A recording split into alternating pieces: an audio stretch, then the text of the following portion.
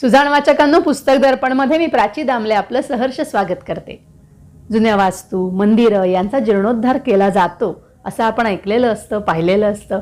पण दुर्मिळ पुस्तकांचा सुद्धा जीर्णोद्धार करण्याचा विचार कोणी करू शकतं हे मला केव्हा कळलं, जेव्हा हे पुस्तक माझ्या हाती आलं. पुस्तकाचं नावच आहे जीर्णोद्धार. लेखक आहेत श्री मा भावे. लोकवाङ्मय गृह मुंबई यांचं हे प्रकाशन असून आपण 2011ची आवृत्ती रेफर केली. विद्वज्जनांच्या पंक्तीमध्ये आपण ज्यांना आदराचं स्थान देऊ असे लेखक, कारण त्यांचा भलाथोला परिचय आपल्याला पुस्तकाच्या सुरुवातीलाच वाचायला मिळतो. यासाठी 1804 साली लिहिलेल्या सभारंजनी या पुस्तकापासून ते 1930 साली प्रसिद्ध झालेलं विज्ञानबोधाची प्रस्तावना या पुस्तकापर्यंत साधारण 25 वर्षांचा काळ या पुस्तकांचा आणि 12 पुस्तकं असा आढावा लेखकाने घेतलेला आहे. ही पुस्तकं ठळक माणसाने लिहिलेली नाहीत अशी नोंद ते करतात. ते म्हणतात, त्यांच्या शब्दात सांगायचं झालं तर 19व्या शतकामध्ये ब्रिटिश राजवट जेव्हा इथे स्थिर व्हायला लागली होती त्या काळामध्ये समाजाचं पुढारीपण किंवा समाजाच्या आयुष्याच्या दोऱ्या ज्या एका वर्गाच्या हातामध्ये आल्या होत्या त्या वर्गाच्या आयुष्याचा आरसाच हा मी आपल्या पुढे ठेवलाय.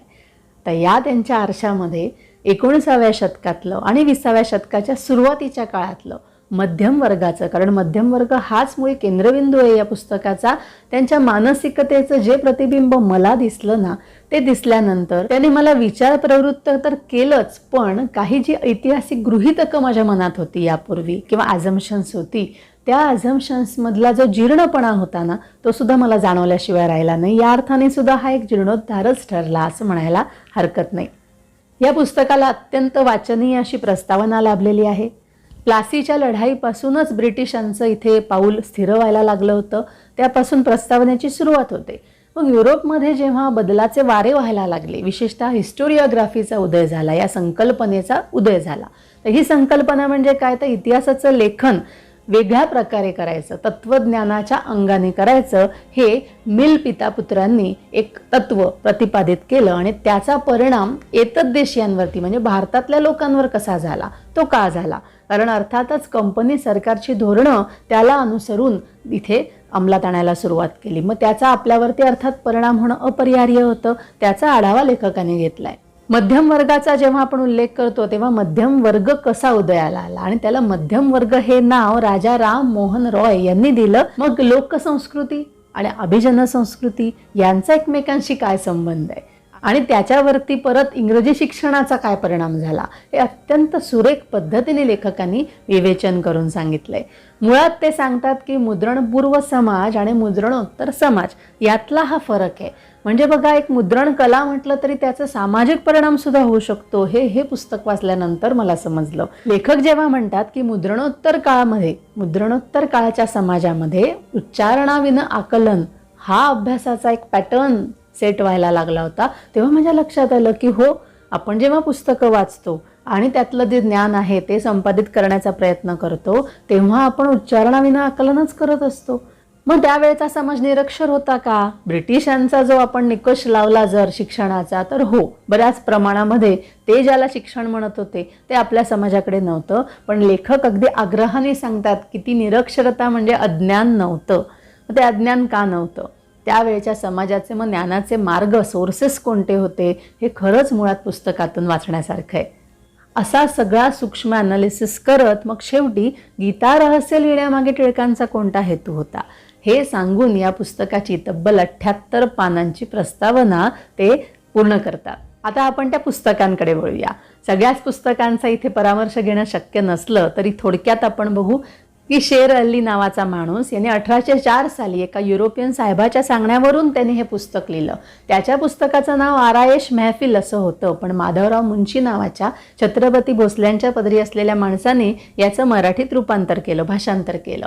तर लेखक म्हणतात की हिंदुस्थानीयत अंगी असलेला हा मुसलमान माणूस, कारण त्याच्या लिखाणामध्ये कुठेही त्याच्या धर्माबाबत विशेष आग्रह दिसत नाही. एवढंच नाही तर तो आपल्या भारताबद्दल इतकं सुरेख वर्णन करतो. त्यावेळेचा भूगोल, इतिहास, ॲग्रिकल्चर, प्रशासन व्यवस्था या सगळ्यावरती लिखाण करताना त्याच्या मनामध्ये कुठेही इंग्रजांबद्दल एक दडपण जाणवत नाही. इंग्रज राजवट तेव्हा सुरू झाली होती, त्याबद्दलही त्याने काही निरीक्षणं नोंदवली आहेत, पण कुठेही भारतीय लोक कमी होते आणि म्हणून ईश्वरानेच इंग्रजांना इथे धाडलं असा काहीचा समज त्यावेळी जो लोकांमध्ये होता तो त्याच्या लिखाणात कुठे जाणवत नाही.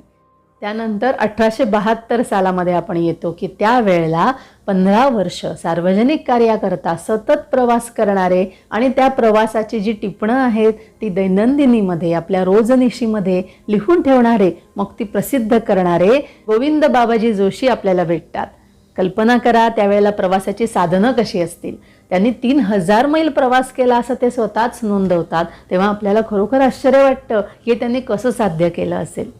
त्यानंतर हरिभाऊंनी काशीताई कानेटकरांना लिहिलेली पत्र, आपल्या गुरु समान असलेल्या मित्राच्या पत्नीला जेव्हा ते पत्र लिहितात तेव्हा त्या पत्रांचा मुख्य विषय किंवा फोकस ज्याला आपण म्हणू काव्य साहित्य चर्चा आणि त्यावेळेच्या सामाजिक घडामोडी याच्यावरती असतो.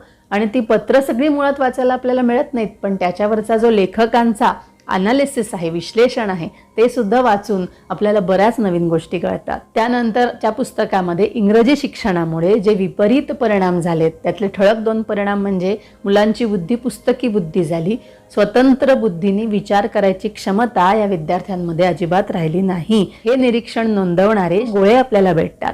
ते असं म्हणतात की स्त्रियांना सुद्धा विरंगुळ्याची जागा, ज्याला ते प्रमदावन म्हणतात, असण्याची गरज आहे. प्रत्येक शहरात आणि गावामध्ये अशी ठिकाणं झाली पाहिजेत, कारण स्त्रियांना संसाराच्या धबडग्यात स्वतःसाठी वेळ काढता येत नाही, पण त्यांनी तो तसा काढला पाहिजे. त्यांना सुद्धा स्वस्थपणा आणि विरंगुळा मिळाला पाहिजे असं प्रतिपादित ते करताना जेव्हा मी वाचलं तेव्हा मला आश्चर्य मिश्रित कौतुक वाटल्याशिवाय राहिलं नाही. का? कारण काळ कोणता होता? 1895. त्या काळात स्त्रियांबद्दल इतका विचार करणारा माणूस आणि ते प्रकटपणे मांडण्याचं धैर्य असणारा माणूस होता. हे वाचल्यानंतर मला खरोखर कौतुक वाटलं. ते म्हणतात सुधारणेचा खरा अर्थ काय? तर कायदा, शिष्टाचार आणि धर्म यांच्यामध्ये प्रत्येक पिढीप्रमाणे थोडे थोडे बदल होत जातात, थोडं रूपांतर होत जातं आणि हे रूपांतर म्हणजेच सुधारणा. म्हणजे सुधारणा होत जाते, ती करायला लागत नाही, असा काहीसा आशय आपल्याला त्यांच्या म्हणण्याचा वाटतो. त्यानंतर आपल्याला विनायक ओक भेटतात. पती पत्नींचे हक्क, कर्तव्य यांची मीमांसा त्यांनी प्रपंच रहस्य या पुस्तकात केली आहे. इतकंच नाही तर 19व्या शतकामध्ये ब्रिटिश राजवट आणि इंग्रजी शिक्षण यांमुळे जे सामाजिक परिणाम झाले त्याचे 19 मुद्दे, 19 पैलू त्यांनी सांगितले. तर बघा, त्या बदलांचा ते स्वतः एक भाग होते. त्याचे परिणाम त्यांनाही भोगावे लागत होते किंवा त्या परिणामांना सामोरं जायला लागत होतं. असं असताना एक तटस्थ निरीक्षक या भूमिकेतून जेव्हा ते हे पैलू लिहितात तेव्हा त्याचं सुद्धा आपल्याला कौतुक वाटतं. विशेषतः जनरेशन गॅपबद्दल ते त्यांचं जे भाष्य आहे ना ते मुळातून वाचण्यासारखं आहे. मग आपल्याला मराठी रंगभूमीचा अथपासून इतिपर्यंतचा प्रवास वाचायला मिळतो अप्पाजी कुलकर्णी यांच्या तोंडून, आणि हा खूप मनोरंजक आहे बरं का. उदाहरण द्यायचं झालं तर त्यावेळच्या रंगभूमीवरचे प्रवेश कसे व्हायचे. बरं, प्रवेशाला प्रवेश म्हणत नव्हते तर कचेरी म्हणायचे. म्हणजे राक्षसांची कचेरी, देवांची कचेरी, स्त्रियांची कचेरी. शिवाय जी पौराणिक नाटकं होती तशीच नाटकं जास्त असायची. त्या काळात त्यांना तागडथोम किंवा आला आला असं म्हणायचे. का? कारण जेव्हा राक्षसाची एंट्री व्हायची या नाटकांमध्ये तेव्हा सूत्रधार पडद्यामागून झांज वाजवायचा आणि तागडतोम तागडतोम किंवा आला आला असं म्हणायचा. असे खूप मनोरंजक तपशील या पुस्तकामध्ये भरलेले आहेत. यानंतरच्या पुस्तकाकडे येऊया. क्रांतिकारी असू देत, नाहीतर मग सामाजिक कार्य असू देत, समाज सुधारण्याचं क्षेत्र असू देत, आयुर आरोग्याची आवश्यकता तर आहे, तेव्हा व्यायामाचं महत्त्व सांगण्यासाठी नाह आपटे आपल्याला भेटतात. ते म्हणतात, व्यायाम हा सुखाचा मूलमंत्र आहे. माझे रामायण नावाची एक त्यावेळची मोठी कादंबरी जी गाजली होती पुष्कळ, तुळजापूरकर म्हणून त्याचे लेखक आहेत, त्याचा आढावा घेताना लेखक म्हणतात की अश्लील छायाचित्र, त्याचा दुरुपयोग कसा होऊ शकतो त्याचं त्यावेळेला भाकीत करणारे हे लेखक होते. आणि अर्थातच वेगवेगळ्या सामाजिक घडामोडी ज्या होत होत्या त्याचं प्रतिबिंब या कादंबरीमध्ये तसं तसं पडलेलं आपल्याला दिसतं. आता आपण शेवटच्या काही पुस्तकांकडे येतोय. समाजशास्त्र, धर्मशास्त्र, अर्थशास्त्र अशा अनेक क्षेत्रांमध्ये ज्यांची लेखणी विहार करते सहज, त्या केतकरांचे संकीर्ण लेख आपल्याला थोडेसे वाचायला मिळतात, म्हणजे त्याचा आढावा वाचायला मिळतो. आणि त्याचबरोबर 7 मातब्बर लेखकांनी ज्याच्यामध्ये निबंध लिहिलेत, तो निबंध संग्रह त्याचा सुद्धा आढावा लेखकांनी घेतलेला आहे. भारतीय संस्कृतीमधली विज्ञानाची गौरवशाली परंपरा, तिच्यामध्ये कालानुरूप झालेले चुकीचे बदल किंवा अयोग्य वळण त्याला जे लागलंय त्याचा परामर्श घेणारे माटे, त्यांनी विज्ञानबोधाची प्रस्तावना लिहिली आहे आणि त्यामध्ये पारंपरिक धर्म, रूढी आणि विज्ञान यांची सांगड कशी घालता येईल याचं उत्कृष्ट विवेचन केलंय. ते सुद्धा मुळातून वाचण्यासारखं आहे. एकंदरीतच 19व्या शतकामध्ये आणि 20व्या शतकाच्या सुरुवातीला ब्रिटिश राजवटीमुळे आणि मुख्यतः इंग्रजी शिक्षणाचा प्रसार झाल्यामुळे भारतामध्ये, महाराष्ट्रामध्ये झालेली सामाजिक आणि राजकीय, धार्मिक उलथापालथ, तो एक जो संक्रमणाचा काळ आहे त्याचा आढावा घेणारं हे पुस्तक मला फार आवडलं.